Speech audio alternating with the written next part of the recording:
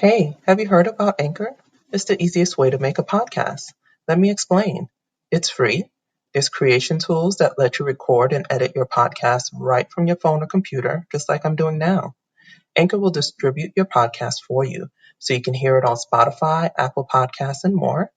You can make money from your podcast with no minimum listenership, and it's everything you need to make a podcast all in one place.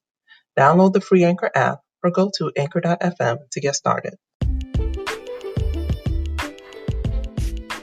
Welcome to Journey to Esquire, the podcast. I'm Jocelyn Hardrick, founder and president of Diversity Access Pipeline, Inc., the company behind this podcast and other great programs, like Journey to Esquire Scholarship and Leadership Program, which provides $2,000 cash scholarships to third-year law students and internships to second-year law students, along with leadership training and mentors.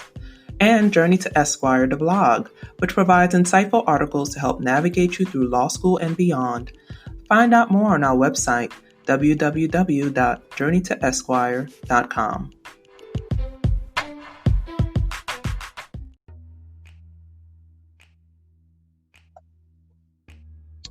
All right, welcome to Journey to Esquire, the podcast. I'm Jocelyn Hardrick, the founder and president of Diversity Access Pipeline, Inc., the organization behind this program and all the other great programs like Journey to Esquire, the Scholarship and Leadership Program, and Journey to Esquire, the blog. Today, we pass the mic to Ricardeau Lucceus. He has called Tampa Bay home for the past 20 years. He's a graduate of the University of South Florida, where he earned his bachelor's degree in political science, and he got his JD from Western Michigan University, Cooley Law School. He was on the honor roll, he was on Dean's List, and while he was doing all that, he also does a lot of other awesome things, like he's a musician and has released several songs. He is also very active in the local community. He's released 2 books. The first one is God's Justice in an Unjust World and How Global Corruption Becomes Rotten Flesh. He is a humanitarian and an integrated community leader with the hashtag You're a Community Lawyer. Thank you so much for joining us today, Ricardeau. How are you? Thank you so much, Josie, for having me. I said Josie, I like to say it. I try to be careful how I embellish. I tend to embellish everything. Oh, that's but again, okay. Yeah. Thank you so much for having me. Or Jocelyn, it's fine. Yeah, it's because I say Josie, I say Jocelyn sometimes.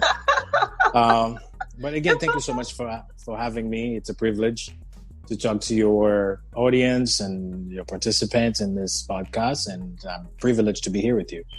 Thank you. And you spoke to our students in the Journey to Esquire Scholarship and Leadership Program during one of our modules. So I want to thank you again for doing that. You shared an awesome story, so I thought, why not have you on the podcast so more people can hear about it? So talk to us about why you decided to become a lawyer.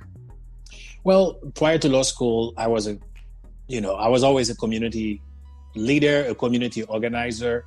I started from an early age.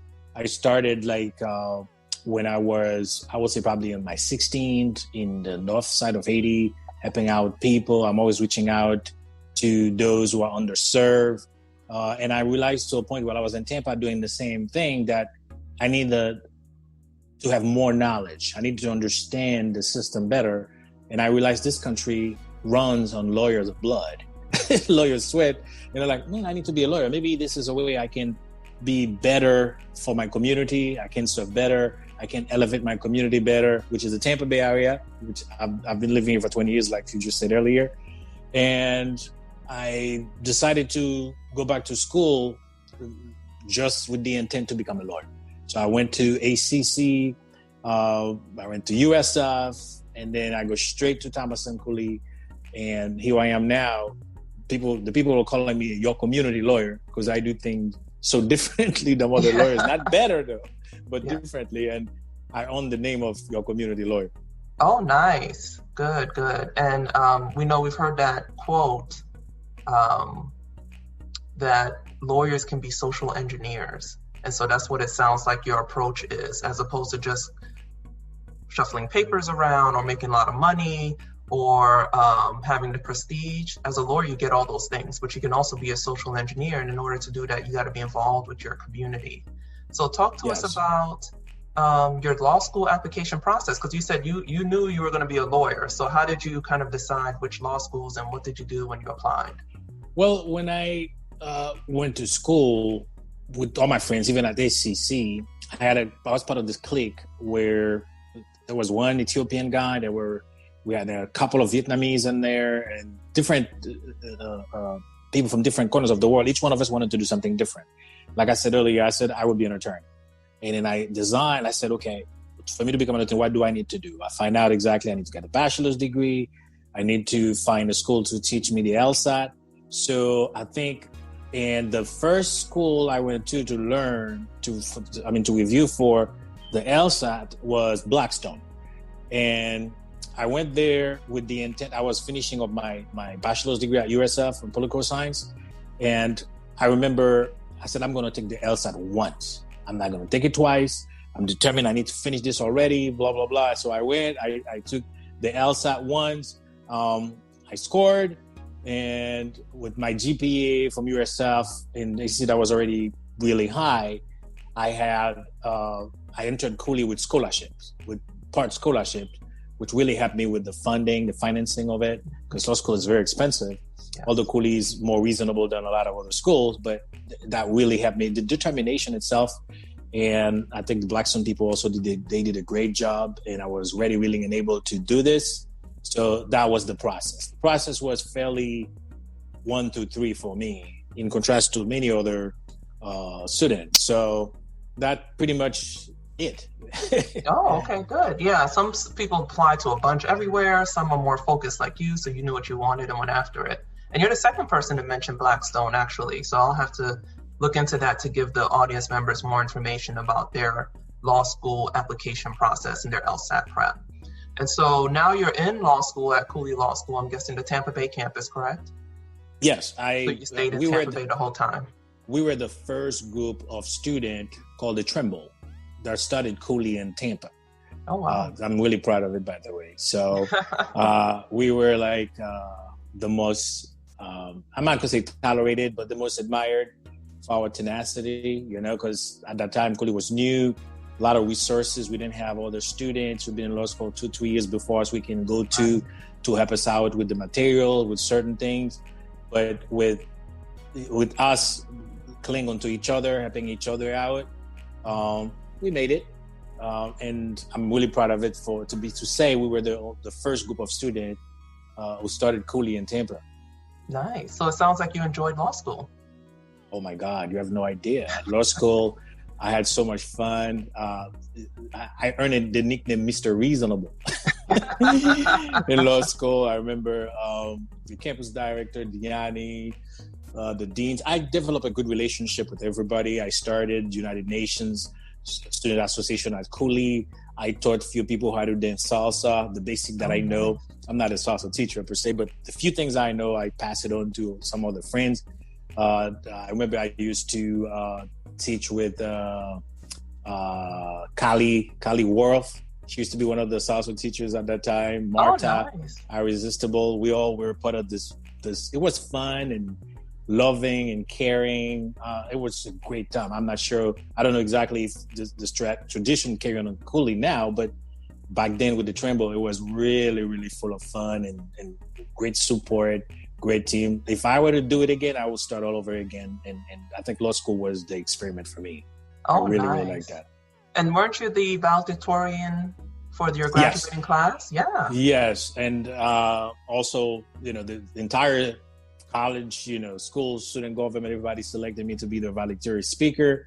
That was one of the greatest honor for me as a student at Cooley. I still watching that speech. And, by the way, a little bragging here. The president at the time, Don Leduc, and Professor Scott, after my speech, they told me they've been listening to a lot of speech at Cooley forever, but this one was theirs. Wow. Don Leduc even said it that I was the first student to pronounce his name correctly. Thank God for French.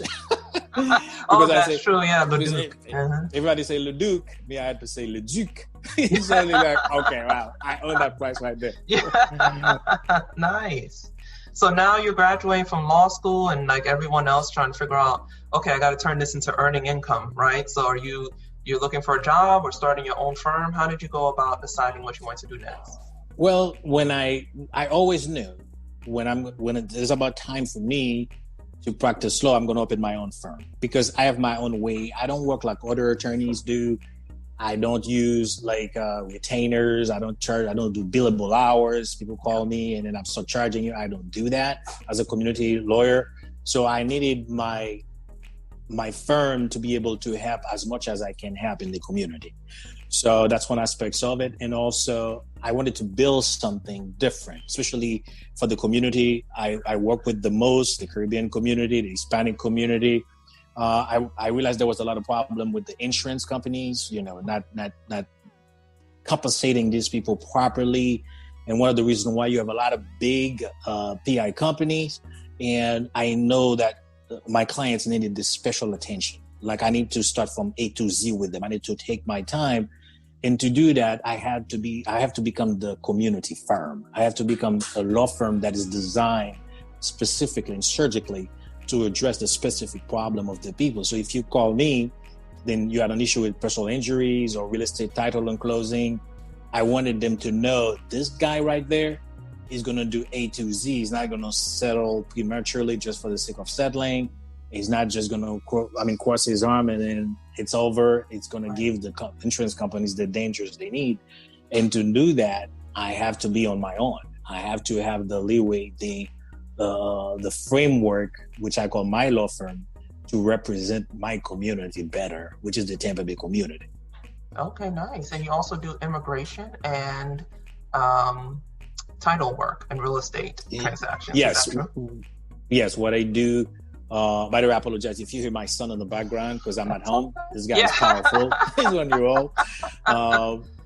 So yes, I do. I have a title company in the firm where I do escrow, real estate title, mortgage, power of attorney, limited liability companies for investment properties. I also do immigrations, but the immigrations I do is limited to adjustment of status. So if someone called me about immigration, you have issues with asylum, or you have issues with jail time, other things that are like E-related. I call them E-related, not G-related. Then I have other attorneys that I work with, attorneys like Diani, like Eve, Alexander, Erna, Cooley. Also these attorneys are from Cooley as well. They're really good, especially Diani and Marta and so forth. Yeah, so I do that. And also now in real estate, I do surplus. Surplus is people who got the property foreclosed on. They don't know if they don't have leftover money. They never go claim that money. So I come in, I get that money for them and get it away from the government and give it back to them. Pretty much with the help, you have to activate the court to get that done. You need an attorney to do that. Mm-hmm. Also, I start taking cases in nursing home abuse and neglect. I realize there are a lot of problems. The community is suffering from that as well. And I work with an array of great trial attorneys in Tampa, like Paul Kemsey, great attorney, Omar Medina, and I have other new trial attorneys that I work with in the field to make sure that my client base well served, well prepared. But nobody wants to go to trial. You want to get your client the best possible from pre-suit. But some of the time, you got these insurance companies, these adjusters thinking they know the law better, or for some reason, whatever it is, they feel like they don't want to pay for the injuries. And, because of it, we have to file suit. Right. So it sounds like you've set up yourself to have a niche, but you also have a nice network of other lawyers to refer to, because we know ethically we should only be working on things that we're competent to handle. Is that why you have this network set up? Definitely, because we, as a community lawyer, people come to me every day for all sort of things. People come to me for divorce. They come to me for contract laws. They come to me for, I have a lot in employment retaliations and things like that. So I have different attorneys that I would refer them, send them to help them out, because the key is you need to give people access to the legal field. If they have a problem, they need to be able to call somebody. If you can't help them, to me, it's a privilege. If somebody called me and said, Ricardo, I have a divorce issue, family issue, and I'm saying, okay, I don't do family issue, but talk to her now, for instance. Talk to Marta. Talk to so and so, you know. And it's a relief when you give them that phone number, and then they call the attorney. They actually find the help they need. Yes. It's a wonderful thing. It's like serving the community. It is, yeah, because I've done that too with family. A lot of people come to me for that, and I'm like, I don't know a thing about family law except the class I took in law school, but I've referred them to a couple of people I know, and they've always reached back and said, that person is great, thank you so much, because there's a whole lot of family law attorneys or immigration attorneys, but they don't know who to choose, and so Indeed. They come to people they know and trust and ask for referrals. So having those referral sources, really important.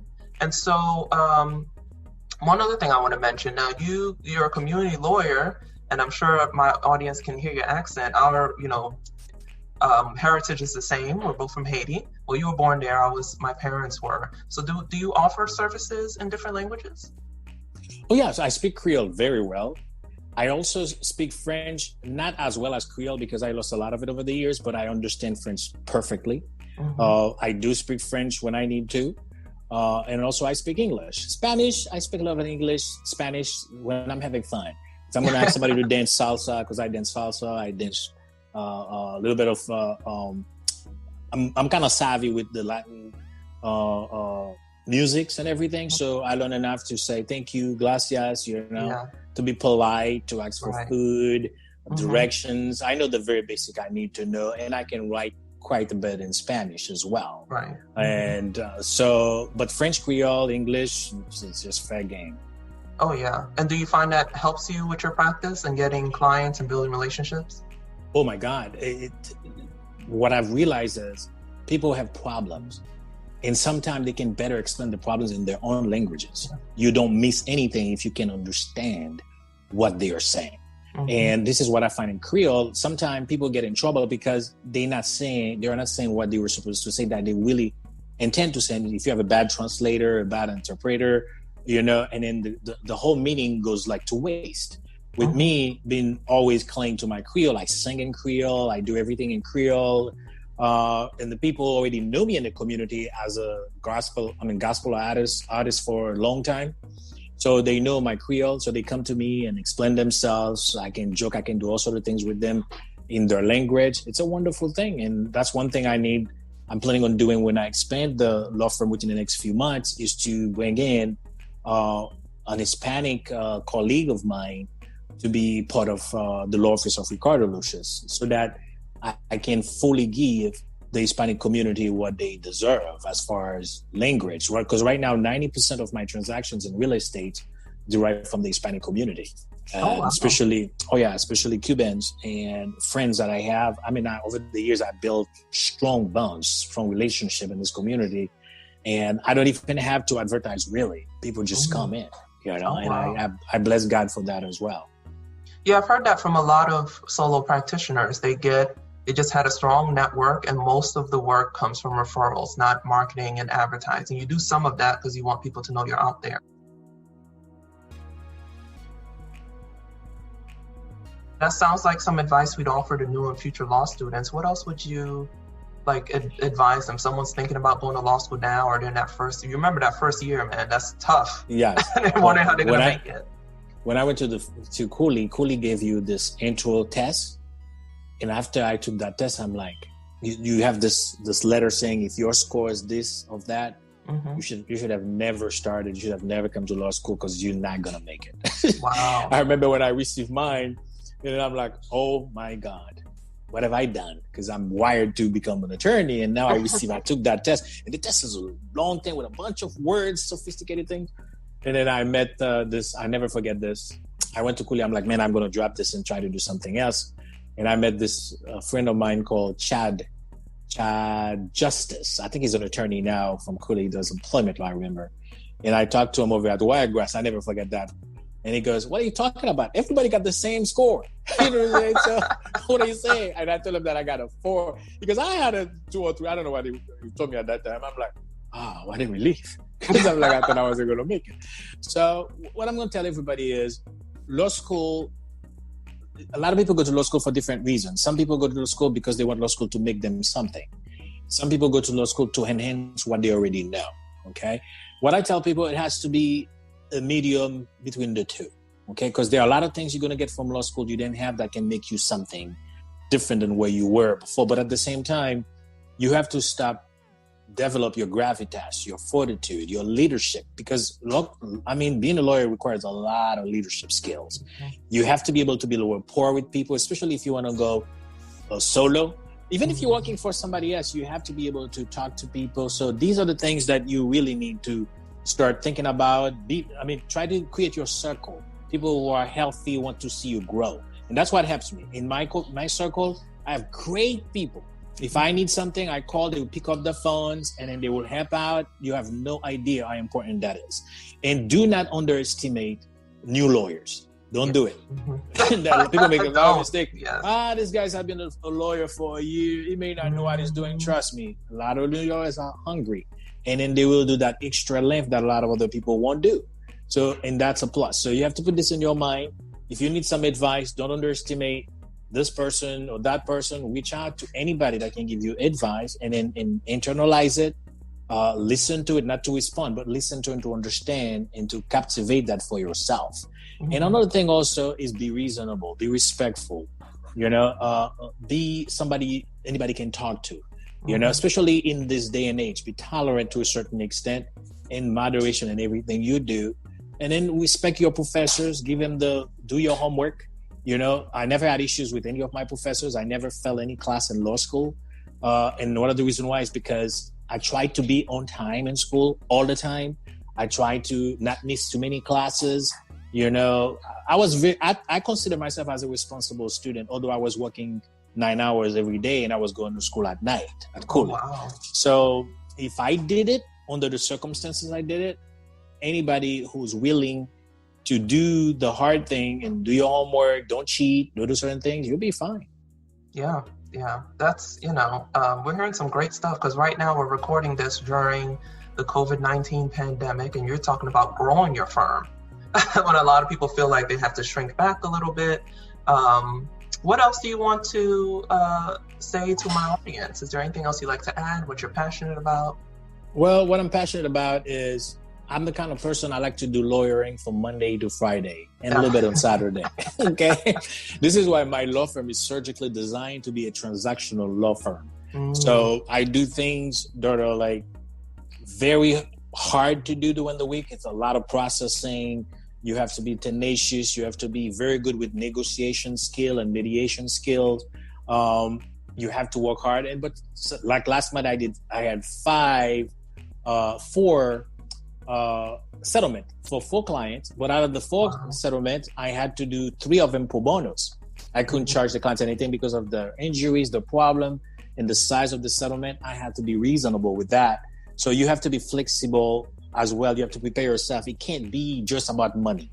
And another thing also I've noticed in our community is everything has to be advertisement, competition. It doesn't have to be this way. There's plenty of business out there for everybody. You just have to build your own personality. You have to build your own niche and reach out to everybody. You don't want to do everything either, know? So you want to be able to do something that you can do and then you can learn to expand upon it. You're talking about expanding my law firm, but that is by design. By design, to me, if it wasn't for COVID-19, right now I wanted to have at least 2 attorneys in my firm. I'm scaling back still, but I believe the time will come, and I'm feeling it already, that I need to get this lawyer, this Hispanic lawyer, really good at what he or she does, to serve a community that is reaching out to me every day. Remember, we have 16% of Hispanics in this country.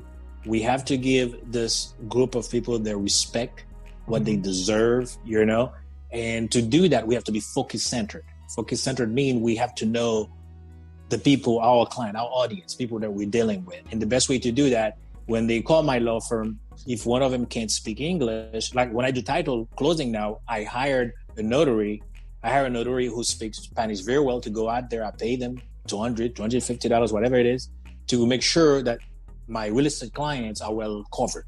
They understand the paperwork, this and everything. It's part of being clean, diligent, and also respectful of the community that you are serving. build your personality now. Let people see it. Don't be shy. Don't be intimidated. Don't be too aggressive. Don't be too crazy. Don't be too lawyery. So when people see you, all they see is lawyer, but they don't see any humanity. They don't see any dances, any music, any politics, any all that stuff. Do all of that, just be you. I'm just being me, pretty much. Yeah. That's what I do. Humanity first. Humanity first. It's funny. Slogan. I was talking to Daniela Mendez. I interviewed her for season 1. And I think I mentioned when you spoke to the other students, and she said, "Oh, he's the smoothest, calmest person I ever met. He's like, humanity first. It's okay, man. Everything's cool." She's like, "I don't know how he stays so level." And then when we first met is when you were doing photography for Georgia Edgecombe Bar Association. So I didn't even know you were a lawyer because you were volunteering your photography services. And we started talking, and turns out you grew up in a part of Haiti that you were familiar with, where my mom went to school and my aunt. And you described her to a T with never having met her because they all have the same demeanor. Exactly.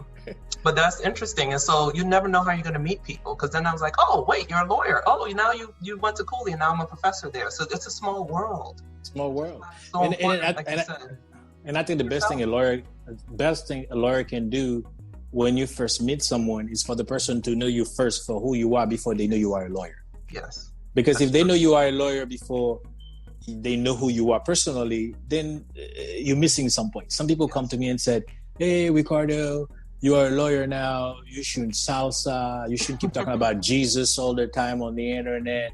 You shouldn't be talking about humanity first." And then when you talk about humanity first, people think you're against the president and all those other things. Well, in the U.S. Constitution, you have fundamental right, you have characteristics. These things are part of my characteristics. You can't change my personality with respect to loving humanity, with respect to, I love to debate. I like to talk to people about issues that are important to our country and our kids, our future. I like to talk about, controversial stuff. I have no problem having an argument, debate with everybody, and I have no problem with you. We can go drink after that. Whatever we need to do. And also dancing salsa, to me, it's humanity. Not only that, it's good for my soul. It could keep me well balanced. Oh my God, this is wonderful. I miss these people so much right now. It's not even funny because I haven't danced with them in a long time. And to be honest with you, a lot of them did not know that I was an attorney for a long time. And I saw other attorneys too in the scene. We call it the scene because salsa is not like you go into a club. It's more like a school. And then the student dance with them, each other. They have their own social and stuff like that. Because I'm not really that clubbish, to be honest with you. Right. But I've seen a lot of prosecutor, attorneys. Everybody goes there because it's safe, it's clean, it's professional, it's classy. And I'm fair game there. I love it. Seriously. Yeah. And lawyers need to, and really, when you look at all the stories, statistics about how poorly lawyers are doing with mental health and physical health, part of it is that they think they can't do the things they enjoy anymore. And so there's nothing to balance out all these long hours we put in. And so like you said, as long as you're keeping it safe and clean, you're not getting drunk, you're not trying to, create. You got to be reasonable. You're staying within your morals. People have different moral standards, but once you decide what yours are and you're sticking to them, that's what people will look towards. And then I think, without cutting you off, I think we all have our light in us. I remember I used to sing, "This little light of mine, I'm going to let it shine." The best way you can let your light shine, whatever that is to be with people. And it cannot be just people you select to be with, in the sense where you only want to talk to client.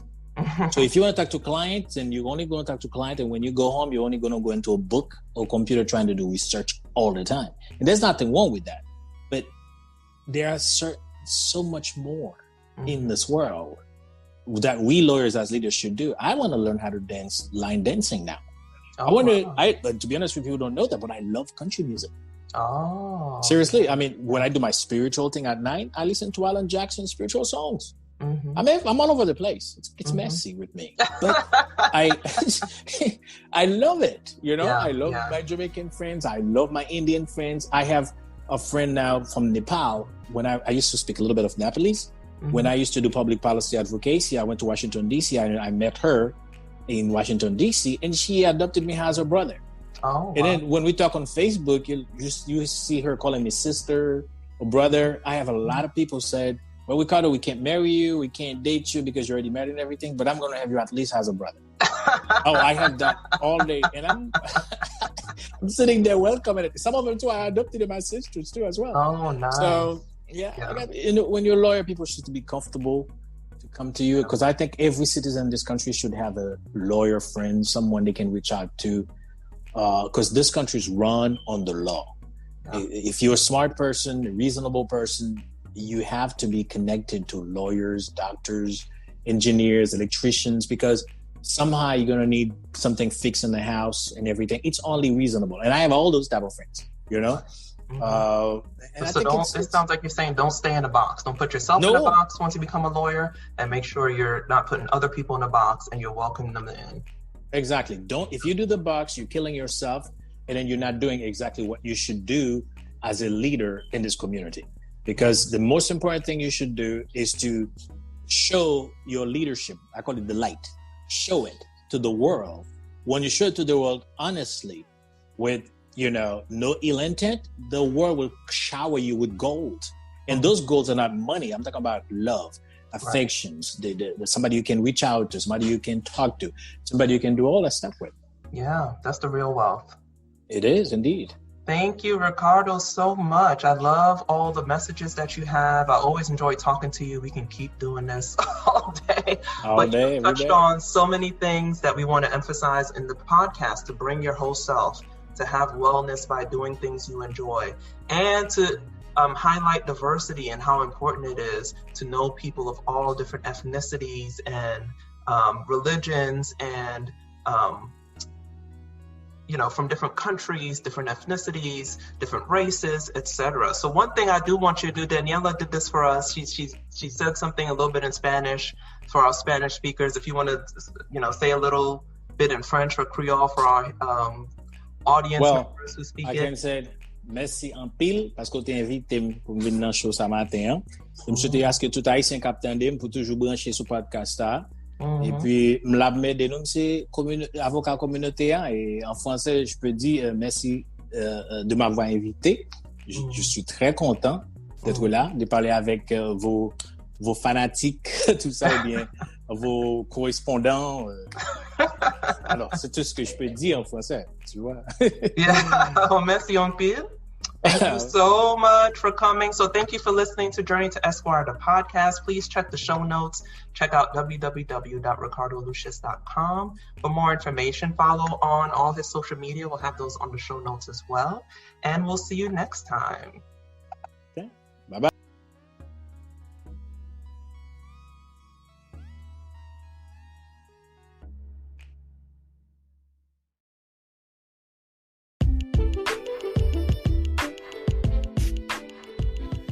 Thanks for tuning in to another great episode of Journey to Esquire, the podcast. Support, share, subscribe. And for more, visit www.journeytoesquire.com.